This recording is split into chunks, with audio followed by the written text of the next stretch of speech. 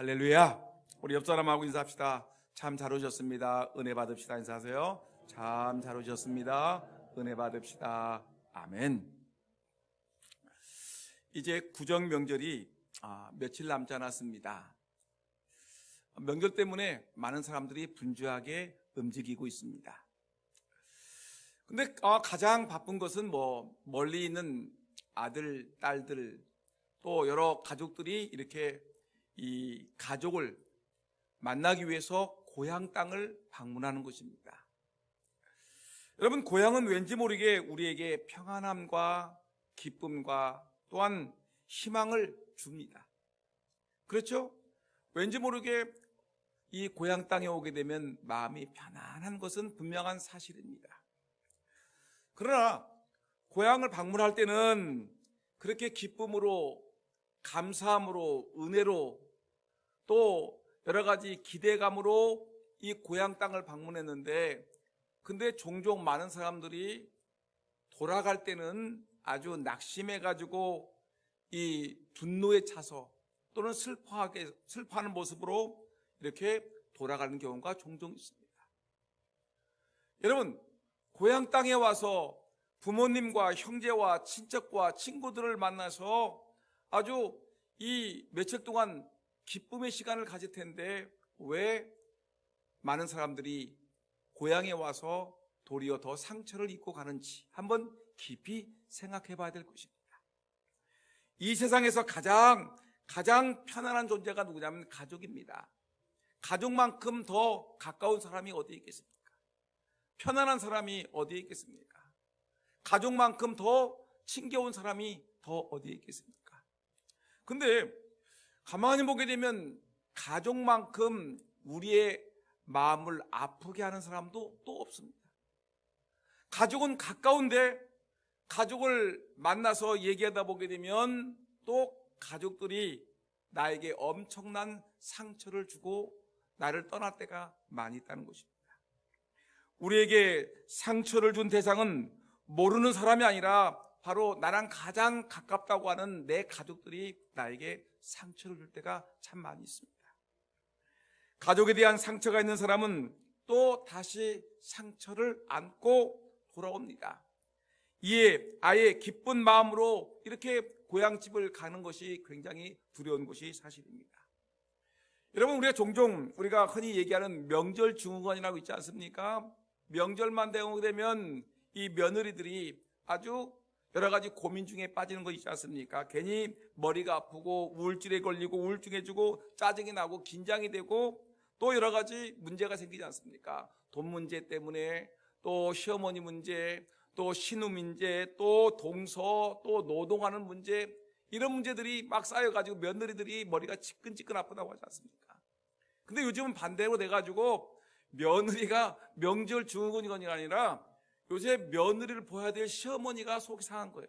저 며느리가 오게 되면 또 얼마만큼 속을 썩일까, 얼마만큼 철없이 행동할까, 얼마만큼 또 행동머리가 또 철없이 행동할까 하면서 이 며느리는 며느리대로 명절에 맞이하면 명절 증후군 때문에 스트레스 받고 있고, 또한 시어머니는 또 며느리가 올 생각을 하니까 끔찍합니다.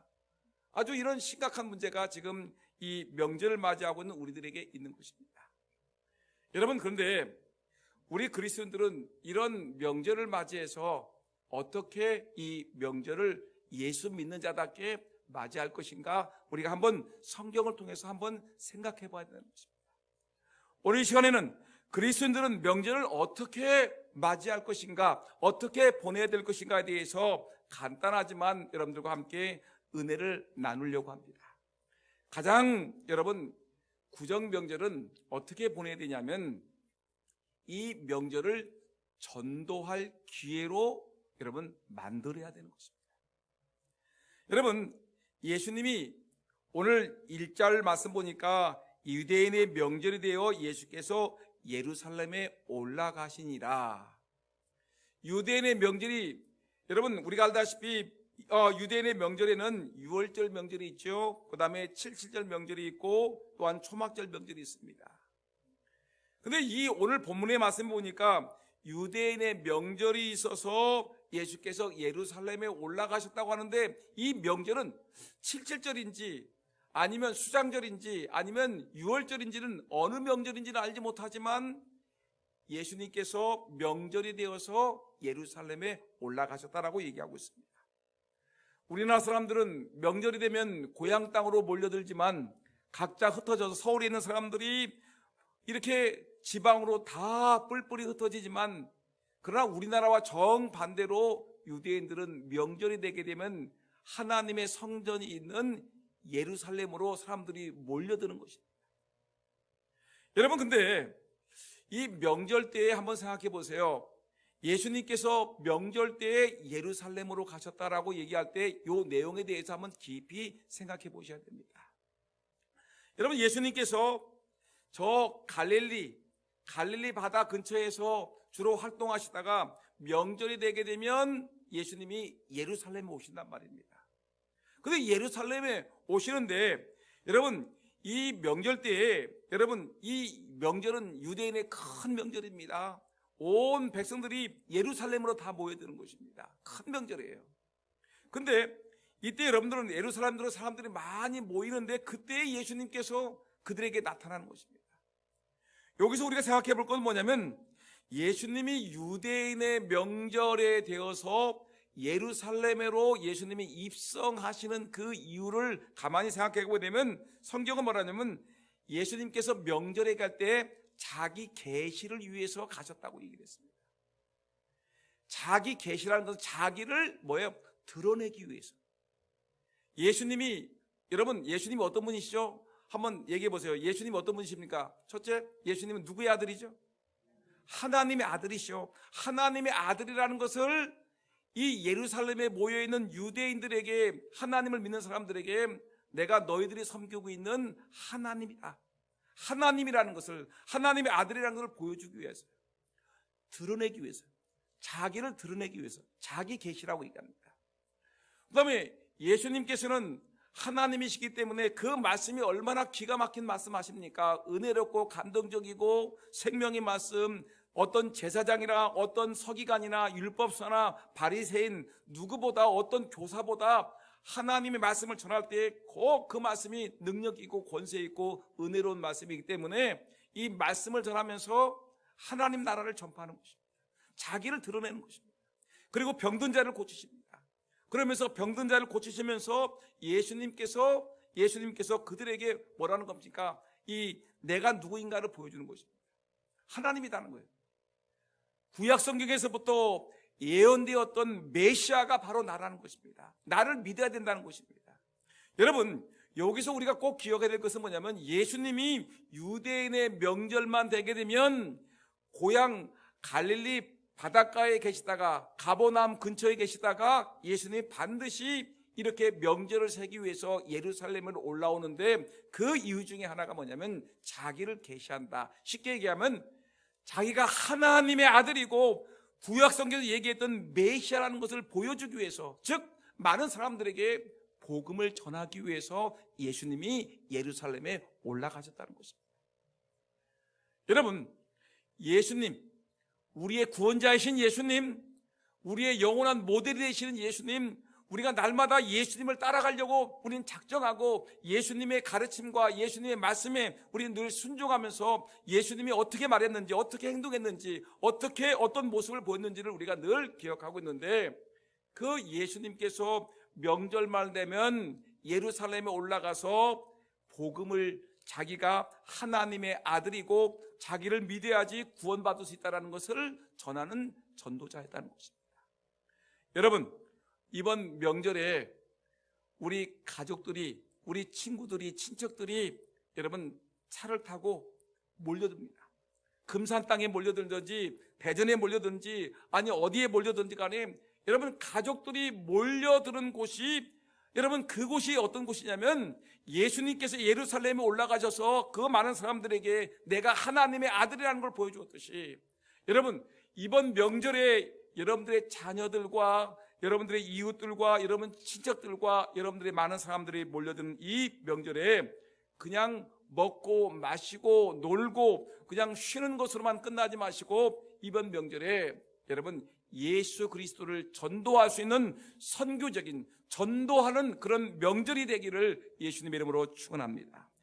가족들이 모여서 음식을 먹습니다. 어머님이 또는 가족들이 정성을 들여서 만든 음식을 먹습니다. 여러분 이럴 때 가족들과 함께 맛있는 식사를 들고 또 차를 마시면서 음식을 만들면서 여러분 우리가 내가 믿고 있는 예수님에 대해서 여러분 전해야 되지 않겠습니까? 전도하시는 계기를 만들어야 되는 것입니다. 바로 명절 이때에 예수 그리스도를 힘있게 전할 수 있는 전도자 되시는 여러분 모두가 되기를 예수님의 이름으로 축원합니다. 이번 명절에 복음을 전할 수 있는 계기가 되기를 바라겠습니다. 그 다음에 또 하나, 오늘 이번 명절을 어떻게 보내시겠습니까? 라고 얘기할 때 또 하나 중요한 것은 뭐냐면 그리스도인이 누구인가, 예수 믿는 사람이 누구인가, 내가 누구인가를, 예수 믿는 사람들이 누구인가를 분명하게 보여주는 날이 이번 명절이라는 사실을 꼭 기억하셔야 됩니다. 여러분 예수님은 아까도 얘기했지만 이 명절이 되게 되면 예루살렘에 올라가셔서 자기가 하나님의 아들이다. 그리고 오늘도 본문에 나와 있는 것 같이 지금 이 베데스다 연못의 예루살렘 성문에 들어가게 되면 양문이라는 곳이 있습니다. 양문이라는 곳에 조금만 더 들어가게 되면 베데스다 연못이라는 큰 연못이 있습니다. 아주 깊고 넓은 연못이 있습니다. 그런데 거기에 행각이 있어요. 그러니까 팔각정 같은 행각이 5개 정도가 쫙 있는데 사람들이 거기에 몰려들었습니다. 특별히 병든 자들이 몰려들었는데 그 베데스다 연못에 옛날부터 내려온 전설이 있는데 그 물이 고여 있는데 그때 천사들이 가끔가다 한 번씩 내려와서 그 물을 한번 휘젓고 나가는데 그 물이 휘저을 때, 물이 움직일 때 제일 먼저 베데스다 연못에 뛰어드는 사람은 어떤 병이든지 낫는다라는 이 전설이 있었습니다. 그래서 사람들은 그 전설을 믿고 그 베데스다 연못가에서 그들은 숙식을 하면서 거기서 머물고, 언제 천사가 나타나가지고 그 물을 움직일 줄 모르니까 사람들은 고대하면서 그 천사가 나타나기를 기대하고 있는 것입니다. 여러분 예수님이 그곳을 갔습니다. 그곳에 갔더니 별 환자들이 다 있지요. 쉽게 가면 지금 얘기하면 고혈압 환자도 있고 당뇨병 환자도 있고 또 허리 아픈 사람도 있고 관절염에 걸린 사람도 있고 암병에 걸린 사람도 있고 하여튼 별 사람들이 다 모여가지고 거기서 3, 4모에 모여가지고 거기서 자기의 병은 어떤 병이 있고 무슨 병이 있고 얘기하고, 어떤 사람들은 그 말할 기력도 없어서 그냥 혼자 누워있는 사람도 있을 것입니다. 언제 천사가 나타날 것인가 이렇게 기대하고 있는 것입니다. 근데 그때 예수님께서 그곳에 나타나셨습니다. 그리고 그곳에 나타나셔서 38년 된 환자를 찾아주셨습니다. 38년 된 환자를 찾아서 그에게 나타나셔서 그의 병을 고쳐주는 모습을 우리에게 보여줍니다. 예수님께서 38년 된 병자에게 네가 낫고자 하느냐? 그리고 예수님은 그를 깨끗하게 치료해주는 모습을 보여줍니다. 예수님이 누굽니까? 하나님의 아들이라는 것입니다. 예수님이 누구입니까? 병든 자를 고치시는 치유의 하나님이라는 것입니다. 예수님이 누구인가? 절망에 빠져있는 사람들에게 희망과 용기와 은혜를 주는 분이라는 것을 이 많은 사람들에게 여러분 이 예수가 누구인가를 분명히 보여주지 않습니까? 명절에 고통당하고 어려움을 당한 환자들을 찾아가서 여러분 그들에게 이 예수가 누구인가를 보여주는 것입니다. 그러면 우리는 이번 명절에 우리가 해야 될 일이 무엇이겠습니까? 여러분 이번 명절에 가족들이 오지요. 가족들이 오게 되면 우리는 내가 예수 믿는 사람이라는 것을 어떻게 됩니까? 자기 예수 믿는 사람이 누구인가를 분명히 보여줄 수 있는 그런 은혜가 있어야 됩니다. 그냥 밥만 먹고 잘 가라, 음식 만들어가지고 그냥 보따리 싸서 여러분 자녀들에게 보내줄 것만 생각하지 마시고 어떻게 하면은 이번 명절에 예수 믿는 것이 얼마나 중요한 것인가, 여러분, 예수 믿는 사람이 도대체 누구인가를 보여주는 것이 매우 중요하지 않겠습니까? 예수 믿는 사람들은 여러분, 우리의 인생의 가치관이 틀리다. 너희들은 돈을 중요하게 여기지만 우리는 믿음을, 하늘나라를, 하나님의 뜻을, 하나님께 영광 돌리는 걸 더 중요하게 여긴다. 인생관과 세계관에 대해서 무엇을 가장 귀하게 여기며 살아가는지, 무엇을 우리는 목적으로 살아가는지, 무엇을 소망하며 어떤 방식으로 살아가는지, 우리가 근심과 걱정과 염려가 있을 때 너희들은 울고 있고 짜고 있고 힘들어하지만 우리는 믿음의 주요 온전케 하시는 예수님께 나아가서 기도한다. 아무것도 염려하지 않고 기도하는 사람이라는 것을 여러분, 우리 힘들어하는 내 아들, 딸들에게, 또 여러분들의 부모님에게, 여러분 친척들에게, 형제들에게 예수 믿는 사람들은 어떻게 살아가는지, 예수 믿는 것이 얼마나 좋은 것인지, 얼마나 행복한 것이 여러분 분명히 내 가족들에게 예수 믿는 사람이 어떤 사람이라는 것을 보여주는 것이 매우 중요한 것입니다. 예수를 믿는다고 우리 어머니는 날마다, 우리 아버지는 예수 믿는다고 얘기하는데 날마다 가만히 보게 되면 날마다 짜증내고 불평하고 원망하고 싸우고 욕심부리고 다투고, 우리 어머니 아버지의 모습을 보니까 예수 믿는 사람인지 예수 안 믿는 사람인지 도저히 분간할 수 없을 정도로 여러분 그런 모습을 보이면 안 되지 않습니까? 예수 믿는 누님인데, 예수 믿는 형제인데, 예수 믿는 동생인데 여러분 권사라고 얘기하고 장로라고 얘기하고 집사라고 얘기하는데 예수 안 믿는 사람보다 더 문제가 있으면 안 되지 않겠습니까? 예수 믿는 사람인 어떤 사람인가를 분명히 여러분 사람들에게 보여주는 것이 매우 중요합니다. 친구들에게도 분명히 보여주는 것이 중요합니다. 어제 저는 우리 아들, 딸들에게 제가 문자를 썼습니다. 아들아, 딸아, 엄마 아빠는 새벽마다 너희를 위해서 기도한다. 너희 아침마다 기도하는 것이 우리 아들, 딸들, 우리 사위, 우리 손주 이름을 불러가면서 기도하는 것이 아빠 엄마의 아침의 일상이다. 너들 예수님 잘 믿어라. 예수 잘 믿는 것이 아빠 엄마의 소원이다. 여러분 이렇게 문자를 보내줬어요. 아빠 엄마는 너희들을 위해서 날마다 기도한다. 그리고 너희들이 예수 잘 믿는 사람이 되었으면 좋겠다. 건강해라. 그랬더니 우리 아들, 딸들이 문자가 왔습니다. 아멘, 감사합니다, 고맙습니다. 그 은혜 잊지 않겠습니다. 여러분, 우리 아들, 딸들이 왔으면 밥을 먹을 때 우리 아들, 딸들에게 여러분 얘기해야 되지 않습니까? 엄마, 아빠 걱정하지 마. 엄마, 아빠는 늘 기도하고 살아. 성경 말씀 보며 살아. 너희들도 기도 생활 잘하고 믿음 생활 잘하고 신실하게 살아. 예수 믿는 사람은 어떤 사람이냐? 아무리 근심과 걱정과 염려가 있어도 하나님을 바라보며 믿음으로 살아가는 사람이야.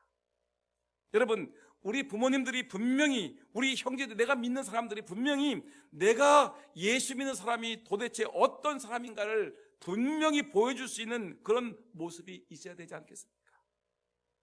여러분, 우리 믿지 않는 사람들 앞에서 예수 믿는 우리가 정말 당당한 모습, 좀 더 힘있게 낙심하지 않고 절망 속에 살지 않고 힘을 있게 살아가는 그 아름다운 삶의 모습을 보여줄 수 있는 저와 여러분 모두가 되기를 예수님의 이름으로 축원합니다. 그러니까 뭔가 이 예수 믿는 사람들이 다르다는 걸 보여줘야 됩니다. 예수님도 베데스다 연못에 가서 거기서 다른 모든 사람들이 아무도 고쳐주지 못하는 38년 된 황자를 예수님이 고쳐주셨습니다. 그러면서 예수 믿는 사람은 이런 사람이라는 것을 우리에게 분명히 보여주었습니다. 우리도 여러분 당당하게 예수 믿는 사람, 이 땅이 힘들고 어렵지만 우리는 기도하며 산다, 말씀으로 산다, 은혜로 산다. 또한 우리는 어떤 어려움에서도 믿음의 주요 온전케 하시는 예수를 바라보며 산다라는 분명한 삶의 모습, 예수 믿는 사람들이 어떤 모습이라는 것을 분명히 보여주면서 자녀들과 형제들에게, 부모님에게 분명히 예수 믿는 자의 정체성을 보여주는 우리 모두가 되기를 예수 이름으로 축원합니다. 그 다음에 세 번째, 여러분 명절은 어떤 명절이냐면 상처 있고 절망 가운데 있는 자들을 뭐하는 날이다? 치유하는 날이다. 지금 오늘 본문에 보게 되면 38년 된 병자를 예수님이 명절에 예루살렘에 올라가서 찾아주셨습니다. 38년 된 환자, 여러분 생각해 보세요. 끔찍하지 않습니까? 우리가 며칠만 아파도 여러분 힘든데, 그것이 병든 몸이 38년 된, 1년도 아닙니다. 6개월도 아니고 1년도 아니고 3년도 아니고 10년도 아니고 38년 된 환자입니다. 여러분 누가 돌봐보시겠습니까? 아무리 병을 고치려고 애를 써도 내 병이 고쳐지지 않습니다. 내가 갖고 있는 모든 돈을 다 사용했는데 그 돈을 엄청나게 뿌렸음에도 불구하고 내 병은 고쳐지지 않습니다. 큰 병에 효자 없다는 말이 있지 않습니까? 자기를 돌봐주었던 아내도 떠났겠죠. 혼자 있죠. 아들, 딸들도 있었을 텐데 아들, 딸들도 다 떠나갔죠. 주변에 있는 친구들도 다 떠나갔죠. 이웃들도 다 떠나갔습니다. 절망입니다. 낙심합니다. 저는 아무것도 세상에 의지할 것 없는 절망에 빠져있는 38년 된 환자를 예수님이 찾아주셔서 그에게 예수님이 고쳐주시고 그에게 은혜와 희망과 여러분 소망을 허락하셨습니다. 여러분 이 말을 들으면서 우리는 참 우리 주변에 이 명절 때에 지금 고통 중에 있는 환자를 찾아보는 것도 굉장히 좋겠다. 우리는 음식을 먹지요. 맛있는 음식을 먹는데 어떤 사람들은 암병에 걸려서 고통 중에 있고 음식을 만들 겨를이 어디 있습니까? 어떤 사람들은 여러 가지 삶에 쪼들려가지고 힘들고 어려워서 고통당한 우리 주변의 환자들도, 어려움을 당한 사람도 많이 있을 것입니다. 예수님이 그랬어요. 38년 환자를 찾아가서 네가 낫고자 하느냐? 38년 된 환자야, 네가 낫고자 하느냐? 예수님이 희망을 주었듯이, 그리고 치유해 주었듯이 우리도 여러분 우리 주변에 고통당하는 우리 이웃들이 얼마나 많이 있습니까? 슬픔을 당하는 환자들이 얼마나 많습니까? 주변에 어려운 사람들이 얼마나 많습니까? 그들에게 얘야 네가 낫고자 하느냐? 너에게 희망을 얻기를 원하느냐? 네가 잘 되기를 원하느냐? 여러분 그러면서 그를 위해서 기도해서 그들이 여러분 살 길을 펼치게 하는 것이 우리에게는 너무나 중요하지 않겠습니까? 여러분 우리 가족 중에 38년 된 환자같이 혹시 절망에 빠져있는 우리 가족은 없는지 한번 생각해 보셔야 됩니다. 여러분 우리 가족들 중에 오래된 문제, 또 억울하고 답답한 심정으로, 또한 여러 가지 고민으로, 질병으로 절망에 빠져있고 낙심하고 있고 여러분 힘이 빠져있어 울고 있는 우리의 가족과 친척과 이웃은 없는지를 우리가 돌아보고 이들에게 낙심하지 마세요, 절망하지 마세요, 힘을 내세요, 함께 이 어려움을 이겨내세요라고 우리가 이들에게 희망과 용기를 주는 것은 얼마나 좋은 기회입니까? 이번 명절에 그렇게 하자는 것입니다. 이번 명절을 절대로 헛되이 보내지 않기를 바랍니다. 특별히 저는 생각해 봤습니다. 지금 이 시대가 얼마나 힘든 불경기죠. 여러분 생각해 보세요. 여러분 아들, 딸들이 지금 저 서울에 가 있고 대전에 가 있고 저 수원에 가 있고 우리 아들, 딸들이 지금 각처에 뿔뿔이 흩어져 있는데 여러분 그들이 이 불경기에 직장 생활하기가 쉬운 일인지 아십니까? 생각해 보세요. 아들이 직장 생활하면서 여러분 쉽게 돈을 버는다고 생각하십니까? 여러분 딸들이 저 멀리 직장에서 직장 생활하는데 그 아들, 딸들이 쉽게 돈 번다고 생각하십니까? 그 돈 벌기 위해서 다른 사람의 있는 주머니에 있는 돈을 내 주머니에 넣기 위해서 우리 아들, 딸들이 얼마나 고생하겠습니까? 얼마나 힘들어하겠습니까? 지금 같은 불경기에 힘들고 어려운 때에 월급 받아서 사는 것이 그렇게 쉬운 일이 아니라는 것입니다. 여러분 이들이, 우리 아들이, 우리 딸들이, 여러분 가족들이 오게 되면 이들을 예수님 같이 말 한마디라도 네가 낫고자 하느냐? 여러분 희망 있는 말, 은혜로운 말, 용기로운 말, 덕스러운 말, 사랑의 말, 여러분 이들을 감싸주고 이들에게 따뜻하게 격려하고 따뜻한 밥을 차려주고 사랑이 담긴 음식을 만들어서 위로하고 격려하는 명절이 되어야 되지 않겠습니까? 38년 된 환자, 절망에 빠져있는 이 환자 예수님이 명절에 찾아주셨습니다. 그리고 그들을 치료하는 희망과 용기와 격려를 주는 모습을 우리에게 보여주고 있습니다. 저는 제가 설교를 이렇게 이 내용을 간단하게 얘기하는 이유는 뭐냐면, 지금 제가 소개하려고 하는 하나의 그 어느 며느리에 관한 내용인데, 이 며느리가 시어머니에 관한 이런 글을 썼는데, 실화인데 한번 여러분들이 이 내용을 한번 읽어보시면, 제가 읽어드릴 텐데 한번 여러분들과 한번 비교해 보면서 한번 은혜 받는 이번 명절을 어떻게 보낼 것인가 생각해 보시길 바라겠습니다. 제가 읽어드리겠습니다. 아래로 여동생이 하나 있는 이 며느리는 11살 때 아버지를 여의었습니다. 전업주부였던 그녀의 어머니는 그때부터 생계를 책임지셔야 했습니다. 자연히 여유롭지 못한 삶을 살았습니다. 대학을 졸업하고 입사한 지 2년 만에 결혼을 했습니다. 근데 결혼한 지 만 1년 만에 친정어머니가 암 선고를 받았습니다. 그녀는 어머니 걱정도 걱정이지만 수술비와 입원비 걱정부터 해야 했습니다.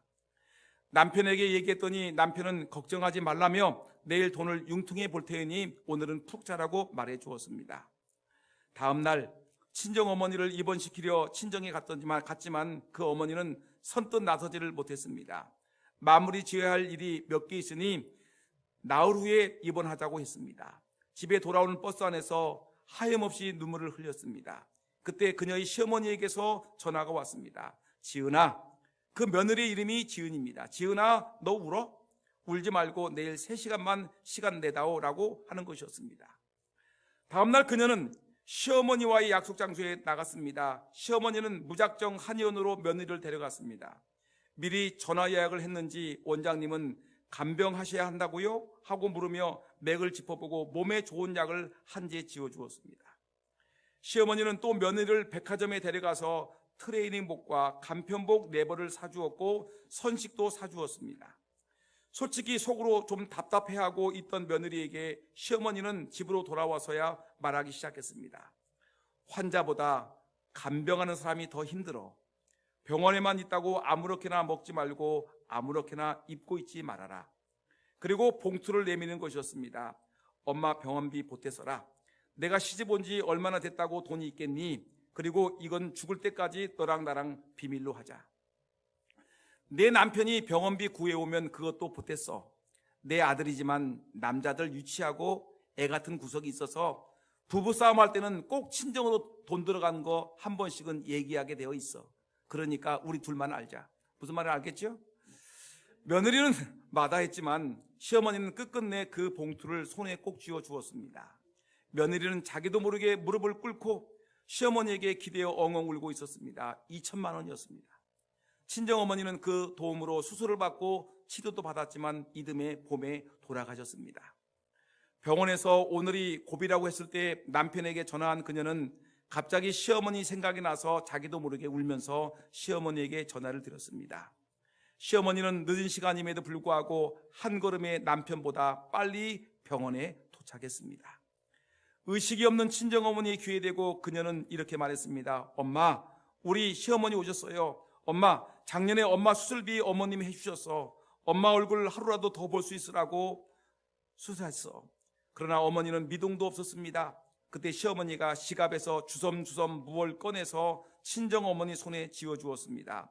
며느리와 아들의 결혼 사진이었습니다. 시어머니가 말했습니다. 사부인, 저예요. 지은이 걱정 말고 사돈처녀 정은이도 걱정 말아요. 지은이는 이미 제 딸이고요. 사돈처녀도 내가 혼수 잘해서 시집 보내줄게요. 걱정 마시고 편히 가세요. 그때 거짓말처럼 친정어머니가 의식 없는 채로 눈물을 흘렸습니다. 다 듣고 있었던 것입니다. 가족들이 다 왔고 어머니는 2시간을 넘기지 못한 채 그대로 눈을 감았습니다. 망연자실 눈물만 흘리고 있던 며느리를 붙잡고 시어머니도 함께 울어주었습니다. 시어머니는 그만 집에 들어가시라는데도 3일 내내 빈수를 함께 지켜주었습니다. 며느리에게는 친척도 없었습니다. 사는 게 벅차서였는지 어머니는 따로 연락 주고 받는 친구도 없었습니다. 하지만 빈소가 썰렁하면 가시는 길이 외로워 하신 시어머니 덕분에 어머니의 빈수는 3일 내내 시끌벅적했습니다. 친정어머니가 돌아가신 후 시어머니는 며느리의 동생까지 잘 챙겨주었습니다. 가족끼리 외식하거나 여행 갈 땐 꼭 며느리의 동생도 챙겨주었습니다. 그 동생이 결혼을 하게 되었습니다. 그러자 시어머니가 며느리에게 또 다시 봉투를 내밀었습니다. 며느리는 어머님 남편이랑 따로 정원이 결혼 자금 마련해 놨어요. 마음만 감사히 받을게요 하며 도망치듯 돈을 받지 않고 나왔습니다. 버스 정류장에 다다랐을 때 문자가 왔습니다. 며느리의 통장으로 3천만 원이 입금되어 온 것입니다. 며느리는 그 길로 다시 시어머니에게 달려갔습니다. 며느리는 시어머니에게 너무 죄송해서 울면서 짜증도 부렸습니다. 안 받겠다고. 시어머니가 함께 울면서 말했습니다. 지은아, 너 기억 안 나? 친정엄마 돌아가실 때 내가 약속드렸잖아. 네 동생 혼수해서 시집 잘 보내주겠다고. 나 이거 안 하면 나중에 천국 가서 네 엄마를 무슨 난도로 뵙겠어. 시어머니는 친정어머니에게 혼자 하신 약속을 지켜준 것입니다. 며느리는 그날도 또 엉엉 울었습니다. 시어머니는 말씀하기를 순둥이 착해 빠지고 가서 어디에 쓸고 제일 불쌍한 사람이 도움을 주지도 받을 줄도 모르는 사람이야. 그리고 힘들면 힘들다고 얘기하고 울고 싶을 땐 목 놓아 울어버려 라고 얘기했습니다. 그토록 며느리를 배려하며 많이 사랑해 주셨던 시어머니가 돌아가셨습니다. 장례를 치르고 돌아온 날 그녀는 10년 전 시어머니와 했던 비밀 약속을 남편에게 털어놓았습니다. 그때 친정엄마 병원비 어머니께서 해주신 거. 부부는 서로 부둥켜 안고 어머님 그리움에 엉엉 울었습니다. 그들에게는 지금 아들이 둘이 있습니다. 그녀는 생활비를 쪼개서 적금을 들고 있습니다. 시어머니가 자기에게 해준 것처럼 자기도 나중에 며느리들에게 돌려주고 싶어서입니다. 그녀의 휴대폰 단축번호 1번은 아직도 시어머니입니다. 항상 한없는 사랑을 베풀어 주신 시어머니를 생각하며 그녀는 오늘도 이렇게 다짐합니다. 어머님, 우리 어머님 너무 감사합니다. 어머님 가르침 덕분에 제가 바로 설 수 있었어요. 힘든 시간 잘 이겨낼 수 있었고요. 어머님 너무나 사랑합니다. 그립습니다. 제가 꼭 어머님께 받은 은혜 많은 사람들에게 베풀고 사랑하며 나누며 살겠습니다. 너무 보고 싶어요. 여러분, 이런 글이 있습니다. 여러분, 며느리에게 이런 사랑 한번 주어보지 않고 하나님 앞에서 착하고 충성된 종아 네가 잘하였도다라는 말을 들어볼 수 있겠습니까? 내 아들 잘난 줄만 알지 남의 딸 귀한 줄은 모르고 며느리 압박하고 핍박하고 구박하고 쪽밖에는 무지한 시부모들이 얼마나 많이 있습니까? 금지옥역같이 자란 남의 집 딸 데려다가 종처럼 부려먹으면서 툭하면 흉보고 욕하고 내쫓을 권리를 누가 부여했겠습니까? 자녀들이 정말 사랑하고 좋아하는 사람이라면 그저 함께 행복하게 잘 살기만을 바라야지 혼수 때문에 평생 며느리 미워하고 아들 힘들게 하며 살아야 되겠습니까? 혼수 타령하는 것은 자기 아들을 내다 팔 물건으로 전락시키는 짓에 불과한 것입니다. 우리가 그래서는 안 되는 것입니다. 며느리든 부모님들은 언젠가 며느리를 위해서 요긴하게 쓸 사랑의 예금 통장 지금부터 아들 숫자만큼 하나씩 마련하라고 얘기하고 있습니다. 여러분, 얼마 살지 모르는 세상, 하나님께서 부르시기 전에 연없이 실컷 사랑하다 가는 우리 모두가 되어야 되지 않겠습니까? 이번 명절에 여러분 어떻게 사시겠습니까? 그냥 내 욕심만 채우고 내 마음에 안 들으면 아들 구박하고 며느리 구박하고 딸 구박하고 여러분 내 성질대로 여러분 명절을 보내계시겠습니까? 여러분 그래서는 안 되지 않겠습니까? 이번 명절에는 어떻게 하든지 내 아들 딸들 힘들게 살고 어렵게 살고 고달프게 살고 어려운 사람들 내 자라난 자녀들 가족들인데 그들에게 여러분 우리의 영원한 소망이신 예수님을 이들에게 심어주고 이 어미가 이 아비가 예수를 믿었더니 이렇게 좋았더라. 예수 믿고 내가 지금까지 이렇게 살고 있다. 여러분 우리 아들 딸들에게 여러분 예수 믿는 것이 얼마나 좋은 것인지 예수 믿고 성경 읽고 기도하고 예수님 안에 살아가는 것 얼마나 복된 것인지 너희들 세상이 힘들고 어려울 때 예수님 품 안에서 살아봐 라고 격려하고 위로하는 것이 얼마나 좋은 것인지 이들이 살아갈 때 팍팍하고 힘들고 이 불경기에 여러분 얼굴 받고 살아가는 것이 힘든 자녀들에게 여러분 이들에게 마음껏 우리 부모님들이 우리 형제들이 사랑을 쏟아주는 것이 여러분 귀한 것이 아니겠습니까? 예수 믿는 사람들이 세상 사람과 똑같이 재산 싸움 가지고 막 싸워가지고 다시는 그 얼굴 안 본다고 침 뱉고 나오고, 발로 차원하고 밥상 엎어버리고, 여러분 싸우고, 여러분 그래서는 되겠습니까? 우리 예수 믿는 사람들은 뭔가 달라도 다른 모습을 보여야 되지 않겠습니까? 이번 명절 어떻게 보내시겠습니까? 복음 전하는 기회. 예수 믿는 사람들은 이렇게 힘들어도 이렇게 산다는 것. 그리고 사랑하는 아들, 딸들을, 여러분 이웃들을, 가족들을 품에 안고 이들을 따뜻하게 격려하고 위로해주는 이런 명절 되기를 예수님의 이름으로 축원합니다.